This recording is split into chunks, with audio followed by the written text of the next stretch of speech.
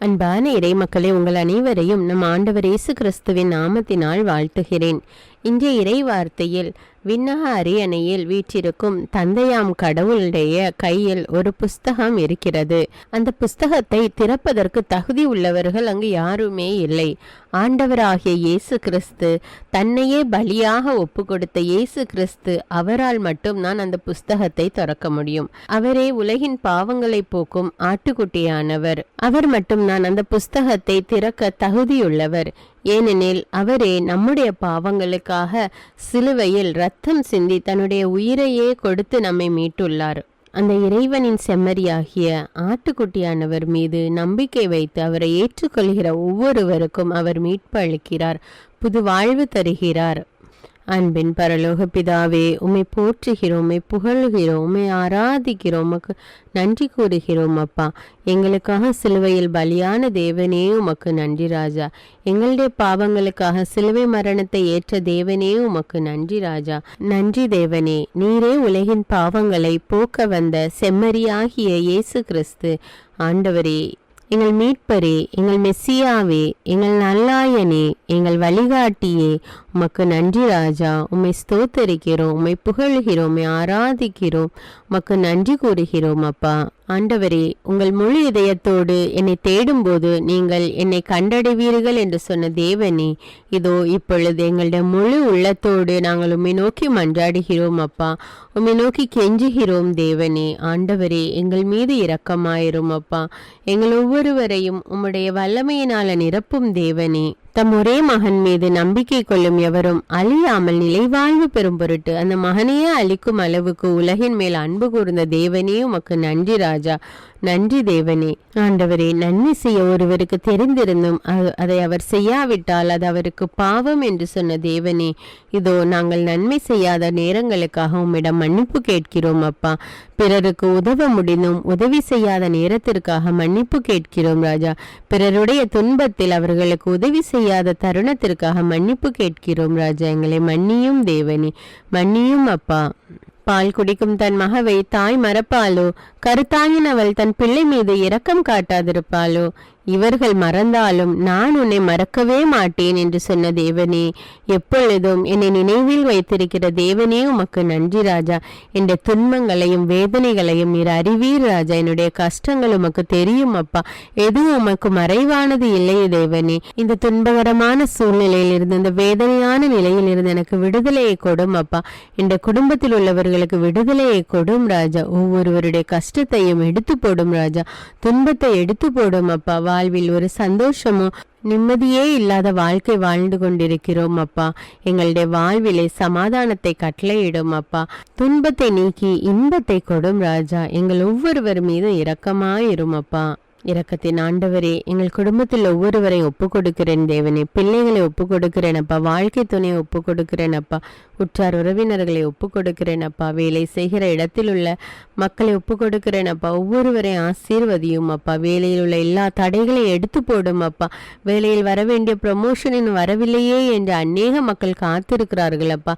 அவர்களுக்கு வர வேண்டிய ப்ரமோஷனின் தடை நீங்கி வர கிருபை செய்யுங்க ஏசப்பா. ஊதிய உயர்வு கிடைக்க கிருபை செய்யுங்க ஏசப்பா.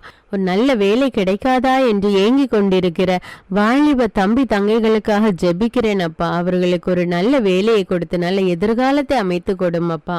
ஆண்டவரே, வயதானவர்களுக்கு பூரண உடல் சுகத்தையும் நல்ல மனநிலையும் கொடுத்து ஆசீர்வதியும் அப்பா. அவர்கள் இந்த முதுமை நேரத்தில் இன்னும் அதிகமாக உம்மை நோக்கி மன்றாட, உம்மை நோக்கி ஜெபிக்க அவர்களுக்கு கற்றுக் கொடும் அப்பா.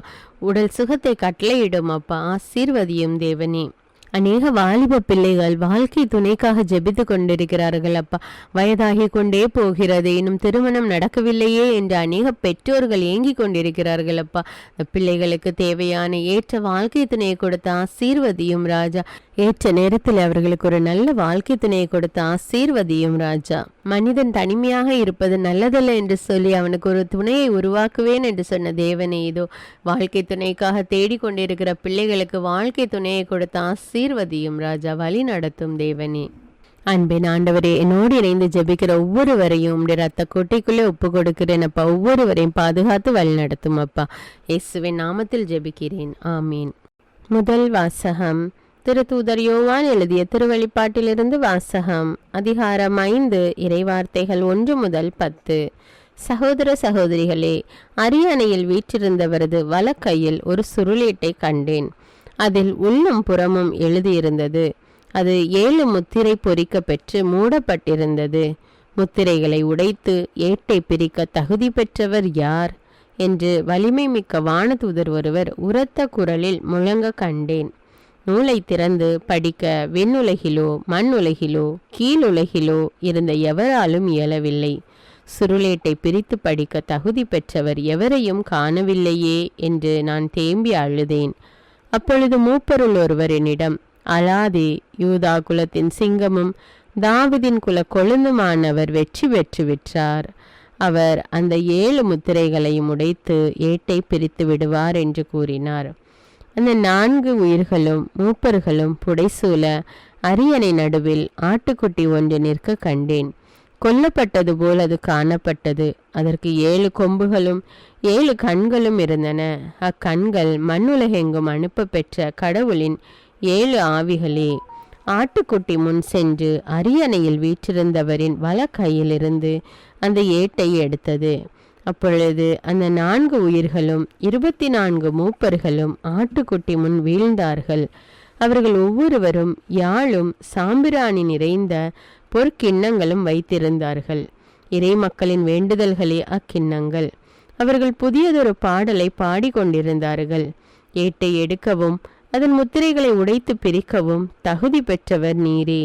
நீர் கொல்லப்பட்டீர். உமது இரத்தத்தால் குலம், மொழி, நாடு, மக்களினமாகிய அனைத்தினின்றும் மக்களை கடவுளுக்கென்று விலை கொடுத்து மீட்டு கொண்டீர். ஆட்சி உரிமை பெற்றவர்களாகவும் குருக்களாகவும் அவர்களை எங்கள் கடவுளுக்காக ஏற்படுத்தினீர். அவர்கள் மண்ணுலகின் மீது ஆட்சி செலுத்துவார்கள். இது ஆண்டவரின் அருள்வாக்கு. இறைவனுக்கு நன்றி. நற்செய்தி வாசகம். புனித லூக்கா எழுதிய தூய நற்செய்தியிலிருந்து வாசகம். அதிகாரம் 19, இறை வார்த்தைகள் 41 முதல் 44. அக்காலத்தில் இயேசு எருசலேம் நகரை நெருங்கி வந்ததும் கோவிலை பார்த்து அழுதார். இந்த நாளிலாவது அமைதிக்குரிய வழியை நீ அறிந்திருக்க கூடாதா? ஆனால் இப்போது அது உன் கண்களுக்கு மறைக்கப்பட்டுள்ளது. ஒரு காலம் வரும், அப்போது உன் பகைவர்கள் உன்னை சுற்றி அரண் எழுப்பி உன்னை முற்றுகையிடுவார்கள். உன்னையும் உன்னிடத்திலுள்ள உன் மக்களையும் எப்பக்கத்திலும் இருந்து நெருக்கி அழித்து உன்னை தரைமட்டமாக்குவார்கள். மேலும் உன்னிடம் கற்கள் ஒன்றின் மீது ஒன்று இராதபடி செய்வார்கள். ஏனெனில் கடவுள் உன்னை தேடி வந்த காலத்தை நீ அறிந்து கொள்ளவில்லை என்றார். இது கிறிஸ்துவின் நற்செய்தி. கிறிஸ்துவே உமக்கு புகழ்.